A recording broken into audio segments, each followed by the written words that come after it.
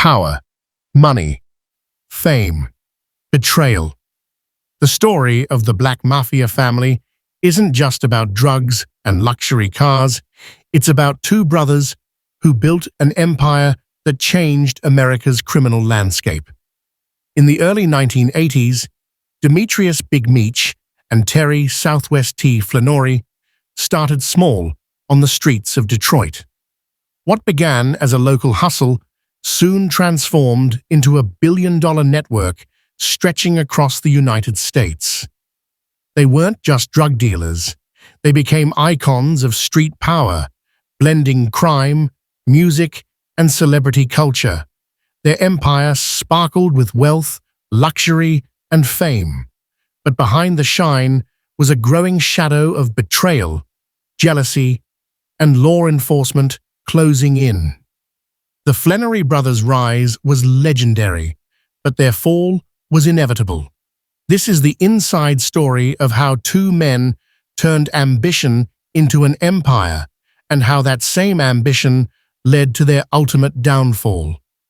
In the early 1980s, Detroit was a city struggling to survive. The auto industry was collapsing, unemployment was high, and crime ruled the streets. Out of this chaos emerged two brothers, Demetrius Big Meech Flenory and Terry Southwest T Flenory, who were determined to escape poverty and make a name for themselves. What started as small-time drug dealing soon evolved into something far greater, an empire built on strategy, loyalty, and street intelligence. The rise of the Black Mafia family was not just about drugs. It was about creating power, respect, and dominance in a world where few survived long enough to taste either. The Flenory brothers began their journey selling small amounts of cocaine in Detroit's southwest side. They were smart, cautious, and ambitious. While most dealers operated recklessly, the Flenorys treated the streets like a business. They managed money, avoided unnecessary violence, and focused on expanding connections. Big Meech handled the charisma and leadership. He was the face of the operation, known for his charm and ability to bring people together. Terry, on the other hand, was the strategist, keeping track of finances and logistics. Together, their combination of brains and boldness became unstoppable. By the mid-1990s, their organization had outgrown Detroit. They began spreading across the United States, from Atlanta to Los Angeles, Miami to St. Louis. What made BMF different from other drug organizations was their ability to operate like a corporation. They established a network that included distributors, transporters, and enforcers, all loyal to the brothers. Their communication was coded, their movements were strategic, and their operations were hidden under legitimate fronts. They moved drugs in luxury cars with hidden compartments, and the profits flowed in by the millions. As their wealth grew, so did their influence. Big Meech began investing in the hip-hop scene, connecting with major artists and funding music labels. This move wasn't just about passion, it was a calculated decision to build a public image and create a legal front for their money. The Black Mafia Family brand became a symbol of success, especially in Atlanta, where Meech's lifestyle became legendary. Lavish parties, exotic cars, designer clothes, and massive mansions became part of the BMF identity. To many, they were living the dream. To law enforcement, they were becoming too visible. Despite their outward unity, tension began to build between the brothers. Terry preferred to stay low-key and focus on the business side, while Meech loved the spotlight. The attention Meech attracted began to worry Terry, who felt that fame would eventually draw law enforcement closer. Their partnership, once unbreakable, started to show cracks. Internal conflicts, jealousy, and growing egos threatened to destroy what they had built. Still, the money and power kept flowing, and the empire continued to expand. At their peak, BMF controlled drug distribution in over a dozen states. The scale of their operation was staggering. Authorities later estimated they moved thousands of kilograms of cocaine each month, generating hundreds of millions of dollars annually. They had built an empire that rivaled any criminal organization in modern American history. But success came with a price. The DEA, FBI, and local law enforcement agencies began to focus their efforts on dismantling BMF wiretaps, undercover agents, and surveillance started to close in on the brothers and their associates. As investigations deepened, former members began turning against each other. Trust, once the foundation of BMF, disappeared. Informants provided evidence, and soon the government had enough proof to bring the entire empire down. In 2005, massive raids were conducted across multiple cities, resulting in hundreds of arrests. The Flenory brothers were captured, tried, and sentenced to decades in federal prison. The Black Mafia family had fallen, but its name continued to echo in the streets and in hip-hop culture. The rise of the Black Mafia family is more than a story of crime. It's a reflection of ambition, intelligence, and the hunger for power in a world that offered little opportunity. The Flenory brothers transformed from street hustlers into powerful figures who understood both business and image better than most legitimate entrepreneurs. They created a system that worked flawlessly for nearly 2 decades, a network so vast and organized that it took years for law enforcement to fully uncover it. Yet, like all empires built on greed and risk, it was destined to fall. Even today, BMF remains a symbol of the fine line between success and self-destruction. Their story is retold in songs, documentaries, and television shows as a warning and a legend. The Flenory brothers proved that intelligence and strategy could build empires, but they also showed that no matter how powerful one becomes, the empire of the streets always ends the same way, with betrayal, prison, or death. The rise of the Black Mafia family stands as one of the most fascinating and tragic stories in modern American crime history, a tale of ambition that soared beyond the limits of the streets, only to collapse under the weight of its own power. Demetrius, Big Meech, Flenory and Terry, Southwest T. Flenory, were not ordinary brothers. From their early days in Detroit, their bond was built on loyalty, trust, and a shared dream of escaping poverty. The two had different personalities but one goal: to create something powerful enough to change their lives forever. Their story is one of vision, discipline, and ambition, but also of pride, conflict, and the tragic collapse of brotherhood under the pressure of power and fame. Big Meech was the face of the operation, the charismatic leader who could command respect without raising his voice. He was smooth, confident, and magnetic. People followed him not out of fear, but because they believed in his vision. He understood image, influence, and how to control people through loyalty and admiration. Terry, on the other hand, was quiet and calculating. He focused on the numbers, the logistics, and the business structure.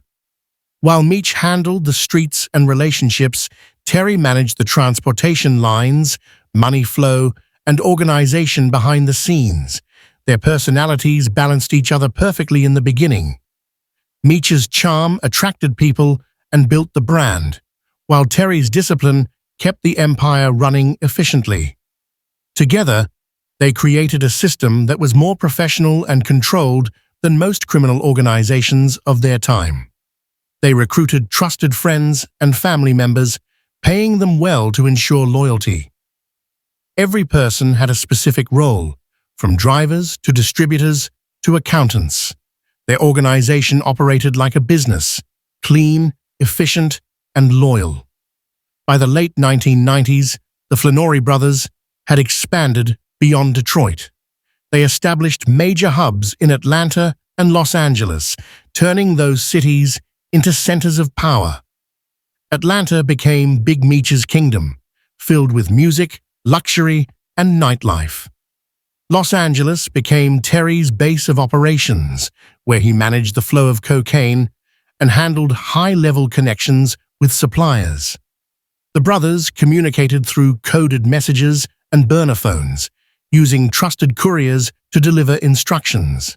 Their empire grew rapidly, and money started pouring in by the millions. As their wealth increased, so did their visibility. Big Meech began to see himself as more than just a drug kingpin. He wanted to be a cultural icon. He started associating with rappers, club owners, and music producers, using his wealth to fund parties and promote the BMF lifestyle. To Meech, fame was power. He wanted the world to know who he was, not just fear him, but admire him. He started talking about BMF Entertainment, a record label that could one day make them legitimate. But this move also attracted unwanted attention. Terry disagreed with Meech's public behavior. He believed the spotlight would destroy everything they had built. He wanted to retire from the drug trade, invest in legitimate businesses, and live quietly with his family. But Meech was addicted to the fame, the respect, and the feeling of being untouchable. The brothers' arguments became more frequent and more intense. What once united them, their ambition, now divided them. Their different visions for the future became the first cracks in their empire. As their relationship deteriorated, communication between them broke down. Terry began running his side of the operation independently without consulting Meech. The unity that once made BMF strong was now gone. Meech continued to throw extravagant parties, flaunting wealth and power in front of cameras, celebrities, and social media. The law enforcement agencies watching him couldn't believe how open he was about his lifestyle. Every flashy car, every photo, every party gave them more evidence to connect him to drug money. Meanwhile, Terry's paranoia grew. He started recording conversations, saving messages, and complaining to others about Meech's recklessness. Those recordings would later become key evidence in court. The brothers who had once vowed to trust no one but each other were now indirectly helping to destroy each other. The bond that built their empire had turned into the very weapon that would bring it down. By the time federal agents were closing in, the relationship between Meech and Terry was beyond repair. They were no longer brothers working together. They were rivals, blaming each other for the downfall that was coming. In 2005, when the DEA finally launched coordinated raids across multiple states, both brothers were captured. Their empire crumbled overnight. The same empire that had been built on loyalty, organization, and intelligence collapsed because the trust between its leaders disappeared. Even after their arrests, the world continued to talk about the Flenory brothers. Big Meech was portrayed as a legend of the streets, a man who rose from nothing to become one of the most influential figures in American crime and hip-hop culture. Terry was seen as the brains, the one who could have turned it all legitimate if not for Meech's obsession with fame. Both men represented two sides of the same coin: Meech's desire for recognition and Terry's hunger for control. Their story remains a powerful lesson about ambition and brotherhood. Together, they built something that seemed unstoppable, But once ego and pride took over, their bond shattered. The empire of the Black Mafia family didn't fall because of law enforcement alone. It fell because two brothers who once trusted each other completely could no longer see eye to eye. The rise and fall of Demetrius and Terry Flenory is not just the story of a criminal organization. It is a tragic saga of family, loyalty, and how power can turn even the strongest brothers into enemies. Money was never just money for the Flenory brothers. It was power, identity, and a symbol of victory over a system that had failed them. When Demetrius Big Meech and Terry Southwest T Flenory built the Black Mafia family, they didn't just want to sell drugs. They wanted to create an image that would make them untouchable. That image became their weapon and their downfall. The illusion of legitimacy, fueled by money and music, turned BMF from a street operation into a cultural phenomenon. They weren't just criminals. They were businessmen, entertainers, and visionaries who blurred the line between the underworld and Hollywood. As BMF's drug empire expanded, Big Meech began focusing on something bigger than cocaine. He understood that image mattered. To the streets, he wasn't just a dealer, he was a brand. Expensive clothes, exotic cars, massive homes, and all-night parties became his trademarks. Meech surrounded himself with celebrities, rappers, and producers, bringing them into his orbit with generosity and influence. In Atlanta, where hip-hop was exploding, Meech became a legend. His parties attracted stars like Young Jeezy, Diddy, and TCI, and soon BMF's name was whispered in every studio and nightclub. Meech saw the music industry as his ticket to legitimacy. He wanted to transform BMF Entertainment into a real record label, a bridge between the streets and the mainstream. It wasn't just about hiding drug money, it was about rewriting their story. Through music, BMF could become a business, a movement, and a symbol of power. The slogan, "The world is BMF's," wasn't an exaggeration, it was a declaration. Meech funded artists, music videos, and promotions, often spending hundreds of thousands of dollars on events just to prove BMF's dominance. For a while, the strategy worked. People began associating the BMF name with success, rather than crime. Rappers rapped about Meech in their lyrics, fans wore BMF shirts, and the brothers' legend spread across the nation. But as fame grew, so did the danger. The more legitimate BMF looked on the surface, the harder it became to hide what was really going on underneath. Law enforcement noticed the sudden flow of money through the music scene. The FBI and DEA started investigating, tracing BMF's business connections and financial records, and what they found linked the music label directly to the drug empire. While Big Meech was enjoying fame in Atlanta, Terry was operating from Los Angeles, growing increasingly frustrated. He saw the label as a risk, too public, too flashy, and too far from the organization's disciplined roots. Terry wanted to keep the operation quiet and invisible. The music, the parties, the magazine features, it all made him nervous. He warned Meech that the spotlight would bring the police faster than any rival ever could. But Meech refused to back down. To him, BMF Entertainment wasn't just a front, it was their future.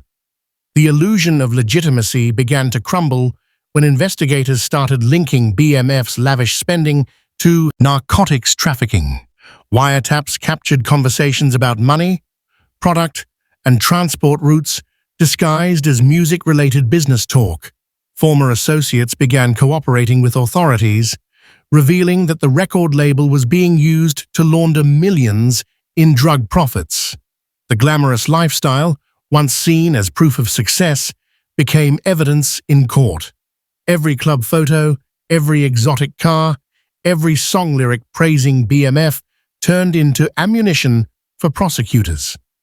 Despite the mounting pressure, Big Meech continued to believe he could outsmart the system. He saw himself as a modern-day mogul, half businessman, half kingpin. His public image was so strong that many refused to believe he was involved in the drug trade. Even as rumors spread, his legend grew. He represented the dream of power, wealth, and fame that so many chased. The streets loved him, the rappers respected him, and the media couldn't ignore him. But while the world admired the image, the empire underneath was beginning to collapse. By the early 2000s, investigations were reaching their peak. The DEA began coordinating a multi-state operation to bring BMF down. They followed the money trail from record labels to bank accounts, from warehouses to luxury cars.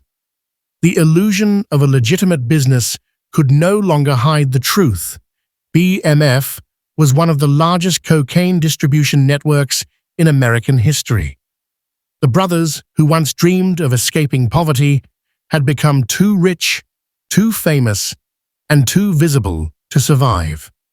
When the arrests came in 2005, the BMF dream ended. The empire that had blended crime and culture so seamlessly fell apart in days. Big Meech and Terry were charged with running a massive drug operation, their assets seized and their organization dismantled. The music label, which was supposed to make them legitimate, became the key evidence that destroyed them. Even behind bars, the BMF name lived on. Rappers continued referencing Big Meech in songs, documentaries were made, and a TV series brought their story to a new generation. What the brothers had built, a combination of street power and entertainment influence, changed how people viewed crime and fame. They showed how the streets could infiltrate pop culture and how the illusion of success could blind even the smartest men. The story of BMF's money, music, and illusion of legitimacy is a warning wrapped in glamour. It proves that image can build an empire, but it can also destroy it. For the Flenory brothers, fame became a double-edged sword. It made them legends, but it also made them targets. What started as a clever plan to turn dirty money into clean fame ended as one of the most spectacular downfalls in American crime history. By the early 2000s, the empire built by the Flenory brothers had reached a point of no return. What started as a street hustle in Detroit had grown into one of the largest and most organized drug networks in American history. The Black Mafia Family operated in more than a dozen states, moved thousands of kilograms of cocaine each month, and generated hundreds of millions of dollars. At their peak, Demetrius Big Meech and Terry Southwest T. Flenory were living like kings. Luxury cars, mansions, jewelry, and fame surrounded them. But as every empire rises, it also faces its fall. The same attention that made them legends also made them targets, and soon the full force of federal law enforcement began closing in. The downfall of BMF began with a shift in power and vision. Big Meech, enjoying his fame in Atlanta, had turned the organization into a symbol of wealth and influence. He was living publicly, throwing parties, mingling with celebrities, and establishing BMF Entertainment as a legitimate front. Terry, operating quietly from Los Angeles, became increasingly frustrated with his brother's behavior. He believed Meech's public image was attracting too much heat. The once unbreakable bond between the brothers began to crack. What had once been unity and trust turned into silent resentment and growing distance. Law enforcement had been watching BMF for years, but their growing visibility made it easier to build a case. The DEA began a massive investigation involving wiretaps, surveillance, and informants. Agents tracked shipments, followed money trails, and slowly mapped out the entire BMF network. The brothers' arrogance played into the hands of investigators. Expensive parties, flashy cars, and public displays of wealth became evidence that something much larger was happening behind the scenes. The feds were patient. They knew that once they had enough proof, they could take down the entire organization in one decisive blow. Inside BMF, paranoia began to grow. Members started questioning each other's loyalty. The streets were filled with rumors. Someone was talking, someone was cooperating. The unity that had once kept the organization strong began to crumble. Trust was replaced by suspicion. Some associates began making deals with law enforcement to save themselves, providing information that confirmed the DEA's theories. The once disciplined structure that had made BMF so powerful was now being torn apart from the inside. Meanwhile, the brothers' relationship had completely deteriorated. Terry wanted out. He wanted to retire, invest in legitimate businesses, and secure his family's future. Meech, however, refused to walk away from the empire he had built. The fame and power were too addictive. He saw himself as untouchable, a man too smart and too respected to ever be caught. But that illusion of invincibility would soon come crashing down. Wiretaps revealed that Terry had been secretly recording phone conversations, complaining about Meech's behavior, and discussing illegal activities in detail. Those recordings would later serve as critical evidence in court. In 2005, after years of investigation, law enforcement launched a nationwide crackdown on BMF in coordinated raids across multiple states: Georgia, Michigan, California, and Texas. Hundreds of agents arrested dozens of members. The raids uncovered millions in cash, luxury cars, weapons, and massive amounts of cocaine. Both Meech and Terry were arrested, charged with running a continuing criminal enterprise. Their luxurious lifestyles vanished overnight, replaced by cold prison cells and federal indictments. The fall of BMF was swift and absolute. In court, prosecutors painted the brothers as masterminds of a billion-dollar drug organization. The evidence was overwhelming: wiretaps, bank records, and testimonies from former members. The brothers eventually accepted plea deals to avoid life sentences. Both were sentenced to 30 years in federal prison. For many, it was the end of an era. The name that had once represented power and unity in the streets now symbolized betrayal, loss, and failure. But the fall of BMF was not just the collapse of a drug empire, it was the end of a dream. For years, Big Meech and Terry had inspired loyalty by presenting BMF as more than a criminal organization. They called it a family, promising protection, wealth, and belonging. When it fell, hundreds of people lost everything. Families were torn apart, friendships destroyed, and communities left broken. The same empire that had lifted so many out of poverty dragged them all down when it collapsed.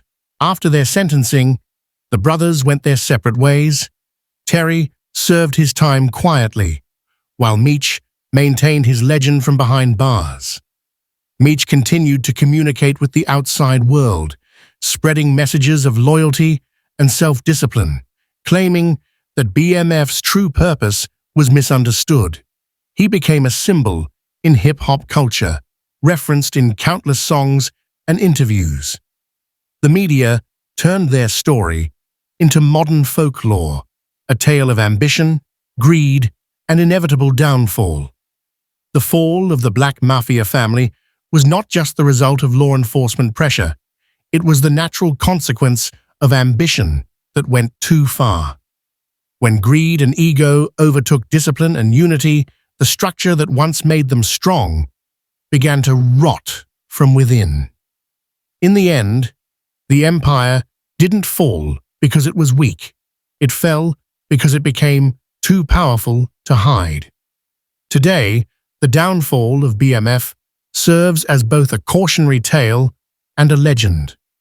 It reminds the world that power gained through corruption always comes with a price, and that no matter how smart or untouchable someone appears, the streets always catch up.